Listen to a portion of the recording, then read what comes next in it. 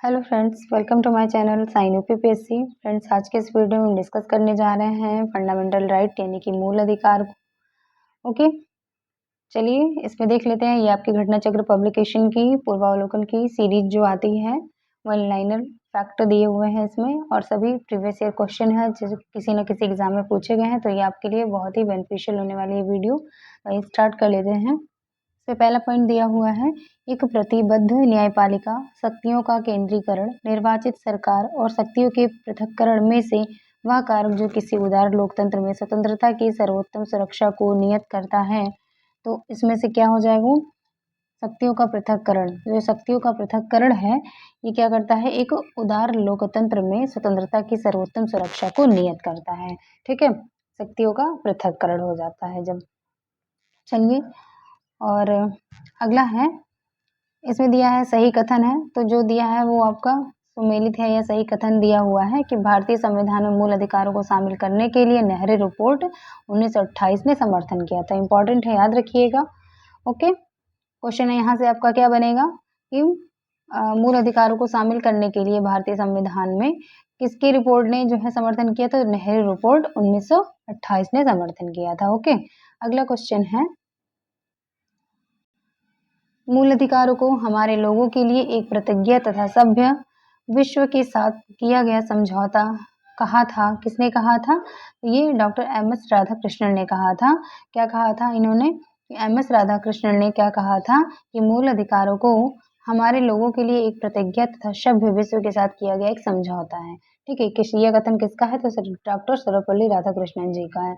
Okay, next point है, संविधान द्वारा मौलिक अधिकारों को लागू करने की शक्ति किसे दी गई है? तो संविधान द्वारा मौलिक अधिकारों को लागू करने की शक्ति सर्वोच्च न्यायालय एवं उच्च न्यायालय दोनों को दी गई। मोस्ट इंपॉर्टेंट है आपके बैट के एग्जाम के लिए।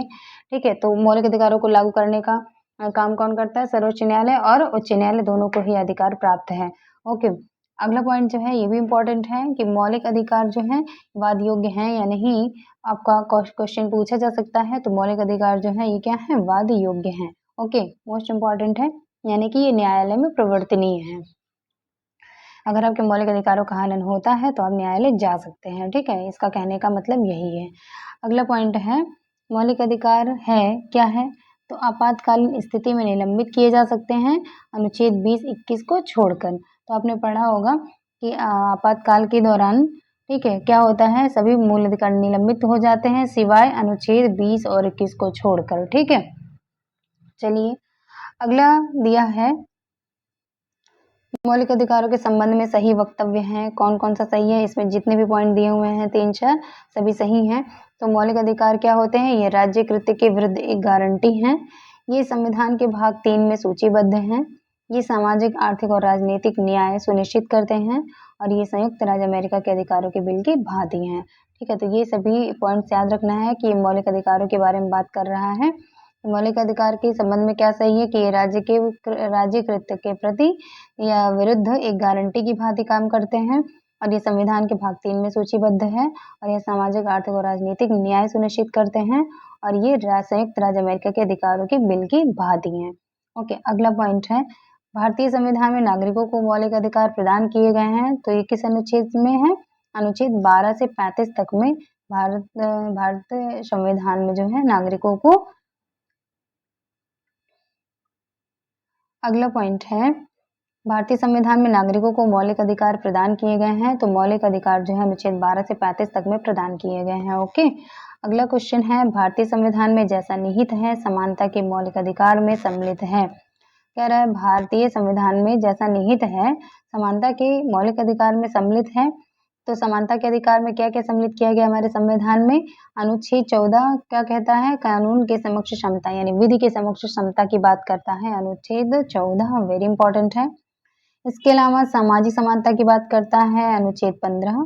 अवसर की समता अनुच्छेद 16 कहता है और इसमें क्या कहा गया कि आर्थिक समानता इसमें शामिल नहीं है। ठीक है, रिपीट कर लेते हैं इसको एक बार और। भारतीय संविधान में जैसा निहित है समानता के मौलिक अधिकारों में सम्मिलित है, यानी समानता का मौलिक अधिकार है जो, ठीक है, समता का मौलिक अधिकार 14 से आपका 18 तक समता का मौलिक अधिकार है। ठीक है, तो समता का मौलिक अधिकार जो है ये अनुच्छेद 14 में क्या कहता है, कानून के समक्ष क्षमता यानी विधि के समक्ष क्षमता का अधिकार है। अनुच्छेद 15 में है सामाजिक समानता है, और अवसर की समता जो अनुच्छेद 16 में है, लेकिन हमारे संविधान में आर्थिक समानता की बात नहीं की गई है, ये आपको ध्यान रखना है। ओके, अगला पॉइंट है, संवैधानिक प्रावधानों को संघीय संसद या राज्य विधान पालिकाओं द्वारा बनाए गए नियमों या कानूनों पर प्राथमिकता प्रदान करता है। तो कौन, अनुच्छेद 13 जो है संवैधानिक प्रावधानों को संघीय संसद या राज्य विधान पालिकाओं द्वारा बनाए गए नियमों या कानूनों पर प्राथमिकता प्रदान करता है। ओके, अगला क्वेश्चन है, भारतीय संविधान के अनुच्छेद 13 का मुख्य उद्देश्य संविधान की सर्वोच्चता सुनिश्चित करना है क्या? तो अनुच्छेद 13 क्या कहता है, मौलिक अधिकारों के संदर्भ में, यानी कि अगर आपके मौलिक अधिकारों का हनन होता है तो आप अनुच्छेद 13 के तहत सुप्रीम कोर्ट या हाई कोर्ट में अपील कर सकते हैं, यही कह रहा है। ठीक है, अगला क्वेश्चन है, समानता का अधिकार संविधान के निम्न अनुच्छेदों के अंतर्गत दिया हुआ है। तो समानता का अधिकार अभी हमने आपको बताया था 14 से 18 तक वर्णित है, याद रखिएगा। अनुच्छेद 14, 15, 16, 17 और 18 समानता के अधिकार की बात करता है, वेरी इंपॉर्टेंट है एग्जाम के लिए। अगला पॉइंट है, भारतीय संविधान के अनुच्छेदों में विधायन सत्ता पर पूर्ण नियंत्रण लगाता है। विधायन सत्ता पर पूर्ण नियंत्रण का मतलब वही विधि के समक्ष क्षमता का अधिकार, यानी अनुच्छेद 14। ओके, अगला पॉइंट दिया हुआ है, संविधान के किस अनुच्छेद में कानून के समक्ष समता एवं कानून का समान संरक्षण प्रावधानित है? तो ये भी आपका किस में है, अनुच्छेद 14 में है। विधि के समक्ष क्षमता या विधि का समान संरक्षण की बात अनुच्छेद 14 ही करता है। ओके, अगला पॉइंट है, विधि का नियम या कानून का अधिराज्य का क्या मतलब है? विधि का नियम या कानून का अधिराज्य का क्या मतलब है कि सभी के लिए एक कानून और सभी के लिए न्याय तंत्र। ओके, चलिए अगला पॉइंट डिस्कस कर लेते हैं। धर्म आदि के आधार पर विभेद का प्रतिषेध भारत के संविधान का अनुच्छेद 15 एक मूल अधिकार है जिसे वर्गीकृत किया गया है। तो आपका जो अनुच्छेद 15 है, यानी जिसमें कहा गया है धर्म आदि के आधार पर विभेद का प्रतिषेध किया गया है, ये समता के अधिकार के अधीन आता है, क्योंकि आपने पढ़ा है कि समता का अधिकार जो है अनुच्छेद 14 से 18 तक है। ओके, नेक्स्ट पॉइंट है, निजता के अधिकार को जीवन एवं व्यक्तिगत स्वतंत्रता के अधिकार के अंतर्गत भाग के रूप में संरक्षित किया जाता है। तो ये भाग 3 में अनुच्छेद 21 के तहत है। ठीक है, निजता का अधिकार यानी राइट टू प्राइवेसी को जीवन एवं व्यक्तिगत स्वतंत्रता के अधिकार के अंतर्भूत भाग के रूप में संरक्षित किया जाता है। तो किस भाग में, अनुच्छेद 21 के तहत है, और भाग 3 यानी मूल अधिकार के तहत। ठीक है, चलिए अगला है,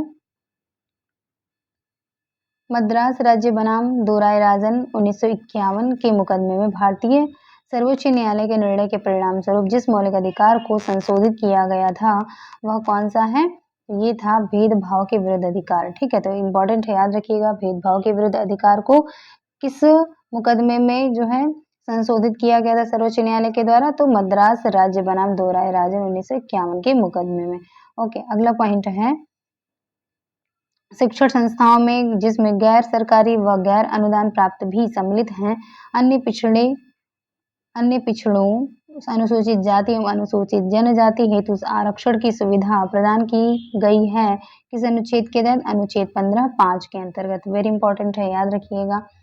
शिक्षण संस्थाओं में जिसमें गैर सरकारी व गैर अनुदान प्राप्त भी सम्मिलित हैं, अन्य पिछड़ों, अनुसूचित जाति, अनुसूचित जनजाति हेतु आरक्षण की सुविधा प्रदान की गई है अनुच्छेद 15(4) के तहत।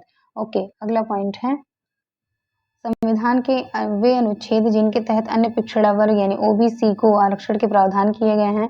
तो ओबीसी को आरक्षण किस अनुच्छेद के तहत है? अनुच्छेद 15(4) व 16(4). इंपॉर्टेंट, वेरी इंपॉर्टेंट, याद रखिएगा, अनुच्छेद 15(4) और 16(4).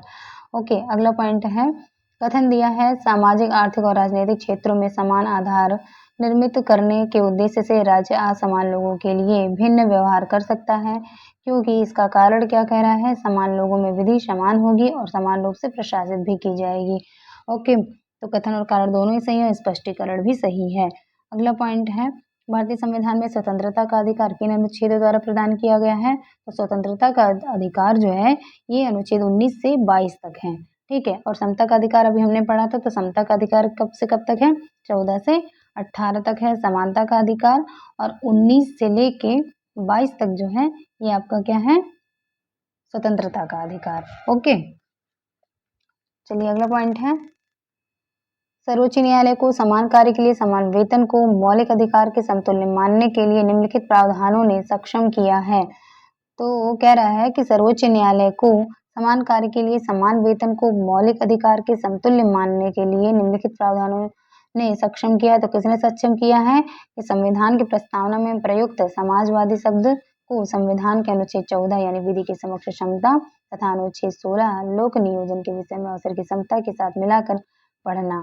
ठीक है, तो यानी कि सर्वोच्च न्यायालय को ये शक्ति कौन देता है?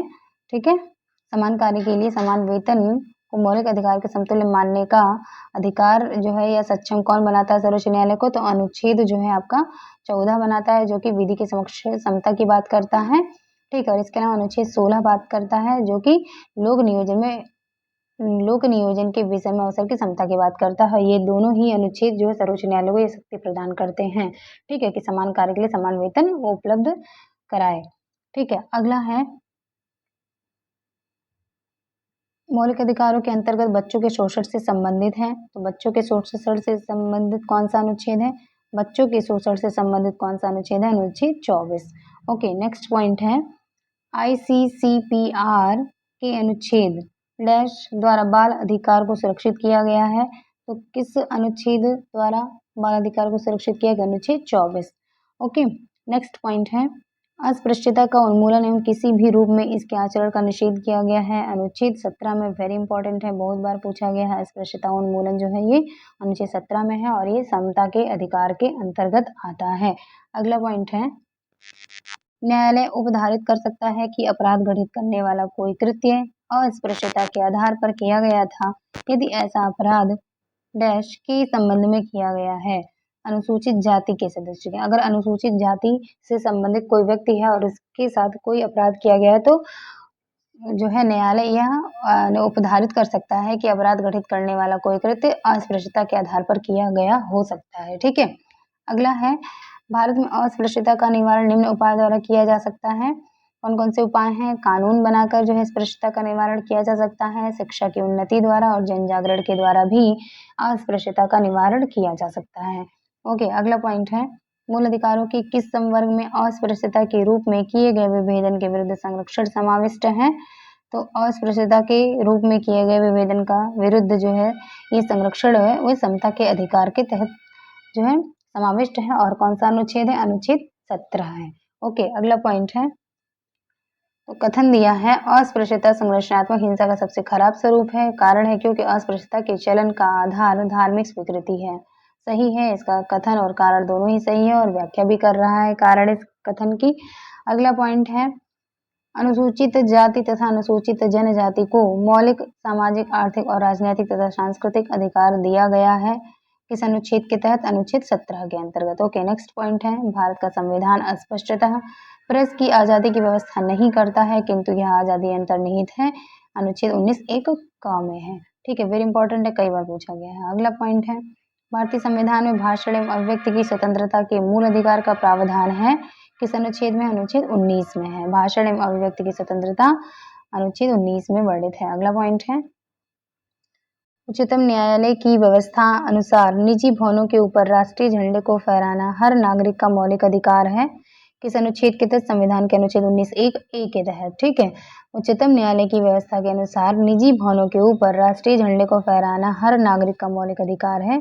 ये किस अनुच्छेद में कहा गया है? संविधान के अनुच्छेद 19 एक ए में है, यानी कि कोई भी अपने घर पर झंडा फहरा सकता है। ओके, ये हमारा मूल अधिकार है 19 एक ए के तहत। ओके, अगला पॉइंट है स्वतंत्रता के अधिकार के भाग के रूप में बिना हथियार के शांतिपूर्ण ढंग से इकट्ठा होने की स्वतंत्रता के अंतर्गत आता है। क्या आता है? तो शांतिपूर्ण इकट्ठा होना, एकत्रित जनता जिनको हथियार नहीं रखना चाहिए, इस अधिकार के अभ्यास पर कानून राज्य बनाकर तर्कपूर्ण प्रतिबंध लगा सकता है। अगला क्वेश्चन है पॉइंट है नागरिक की विचार अभिव्यक्ति की स्वतंत्रता पर प्रतिबंध नहीं लगाया जा सकता किसके कारण? अवांछनीय आलोचना के कारण। ठीक है, अवांछनीय आलोचना के कारण नागरिक की विचार व्यक्ति की स्वतंत्रता पर प्रतिबंध नहीं लगाया जा सकता। ओके, अगला पॉइंट है संविधान का कौन सा अनुच्छेद व्यक्ति की प्राण एवं दैहिक स्वतंत्रता से संरक्षण से संबंधित है? तो प्राण एवं दैहिक स्वतंत्रता की बात कौन सा अनुच्छेद करता है? अनुच्छेद 21। ओके, अगला पॉइंट है विधि की सम्यक प्रक्रिया के सिद्धांत को शामिल किया गया है। तो विधि की सम्यक प्रक्रिया जो है ये अनुच्छेद 21 में वर्णित है। नेक्स्ट पॉइंट है व्यक्ति के विदेश यात्रा के अधिकार को संरक्षण प्रदान करता है। तो विदेश यात्रा का भी अधिकार किसमें है? अनुच्छेद 21 में है। ओके, नेक्स्ट पॉइंट है अनुच्छेद 21 एक डी को अनुच्छेद 21 से मिलाकर पढ़ने पर क्या प्राप्त होता है? तो अनुच्छेद 19 एक डी को अनुच्छेद 21 से मिलाकर पढ़ने से एकांतता यानी निजता का अधिकार हमें मिलता है, right to privacy. Okay, next point है निजता के अधिकार को जीवन एवं व्यक्तिगत स्वतंत्रता के अधिकार के अंतर्भूत भाग के रूप में संरक्षित किया जाता है। तो ये भाग 3 में गारंटी की गई है स्वतंत्रताएं जो, ठीक है, और ये अनुच्छेद 21 के तहत है, यानी कि जो हमारा निजता का अधिकार है वो भाग 3 में और अनुच्छेद 21 के तहत हमें प्रदान किया गया है। ओके, नेक्स्ट पॉइंट है भारत के संविधान के जिस अनुच्छेद के अंतर्गत निजता का अधिकार संरक्षित है वो अनुच्छेद क्या है? अनुच्छेद 21 है। ये रिपीट कर रहा है बार बार। अगला है अनुच्छेद 21 के दायरे में नहीं आता, तो क्या नहीं आता? मृत्युदंड। तो मृत्युदंड जो है ये अनुच्छेद 21 के दायरे में नहीं आता। ओके, अगला है नेक्स्ट है संविधान का अनुच्छेद जो अपनी पसंद के व्यक्ति से विवाह करने के लिए व्यक्ति के अधिकार को संरक्षण देता है। तो कोई भी अपने पसंद के व्यक्ति से विवाह कर सकता है, ये अधिकार जो है अनुच्छेद 21 के तहत प्राप्त है। ओके, अगला पॉइंट है उच्चतम न्यायालय के किस मामले के निर्णय के कारण संविधान के अनुच्छेद 21 के कार्य क्षेत्र का विस्तार कर शिक्षा के अधिकार को उसमें शामिल किया गया था? तो शिक्षा के अधिकार को उन्नी कृष्णन बनाम आंध्र प्रदेश का जो मामला था इसके तहत जो है इसमें क्या किया गया था? शिक्षा के अधिकार को अनुच्छेद 21 के तहत शामिल किया गया था। ठीक है, अगला पॉइंट है धार्मिक स्वतंत्रता के अधिकार के प्रावधान के अंतर्गत शामिल है। तो धार्मिक स्वतंत्रता के अधिकार के अंतर्गत क्या क्या शामिल है? धर्म प्रचार करने का अधिकार, सिखों को कृपाण धारण करने एवं रखने का अधिकार और राज्यों को समाज सुधारक विधि निर्माण करने का अधिकार जो है ये धर्म की स्वतंत्रता के तहत शामिल किया गया है। ओके, नेक्स्ट है संविधान के अनुच्छेद 25 के अनुसार धर्म स्वतंत्र का अधिकार अधीन है, किसके अधीन है? तो धर्म की स्वतंत्रता के अधिकार जो है ये अनुच्छेद 25 के तहत सार्वजनिक व्यवस्था और स्वास्थ्य एवं सदाचार के अधीन है। ओके, नेक्स्ट पॉइंट है सिखों द्वारा कृपाण धारण करना धार्मिक स्वतंत्रता का अंग माना गया है, ये अनुच्छेद 25 के तहत इम्पोर्टेंट है, कई बार पूछा जाता है। अगला है अनुच्छेद 25 का संबंध है, तो अनुच्छेद 25 का संबंध किससे है? ये धर्म की स्वतंत्रता से है। ओके, नेक्स्ट पॉइंट है भारतीय संविधान के अनुच्छेद 25 में प्रयुक्त हिंदू शब्द के तहत शामिल है। तो हिंदू शब्द के तहत अगर कोई कहता है हम हिंदू हैं, तो हिंदू में कौन कौन से शामिल हैं? हिंदू में बौद्ध, जैन और सिख शामिल है। ओके, नेक्स्ट पॉइंट है संविधान के अनुच्छेद 26 में धार्मिक कार्यों के प्रबंध की स्वतंत्रता पर प्रतिबंध लगाया है, किसने लगाया है? लोक व्यवस्था, सदाचार और स्वास्थ्य के अधीन। इन संविधान के अनुच्छेद 26 में धार्मिक कार्यों के प्रबंध की स्वतंत्रता पर प्रतिबंध लगाया है, लोक व्यवस्था, सदाचार और स्वास्थ्य के अधीन रहते हुए। ओके, नेक्स्ट पॉइंट है शोषण के विरुद्ध अधिकार में शामिल हैं। शोषण के विरुद्ध अधिकार में कौन सा? अनुच्छेद 23 और 24 जो है शोषण के विरुद्ध अधिकार की बात करता है। अगला पॉइंट है भारत के संविधान का अनुच्छेद 24 जोखिम पूर्ण कार्यों से संबंधित कारखानों में बालकों के नियोजन को निषेध करता है। ऐसा निषेध है, पूर्ण निषेध है। ठीक है, चलिए अगला पॉइंट डिस्कस कर लेते हैं। अगला पॉइंट है सुमेलित करना है, यानी कि जो दिया इसमें सुमेलित है, सभी अनुच्छेद सुमेलित हैं। तो पहला दिया है अनुच्छेद 23। तो अनुच्छेद 23 क्या कहता है? मानव के दुर्व्यापार एवं बलात्संग पर प्रतिबंध लगाता है। और अगला पॉइंट है अनुच्छेद 24। अनुच्छेद जो क्या कहता है? कारखानों आदि में बालकों के नियोजन का प्रतिबंध।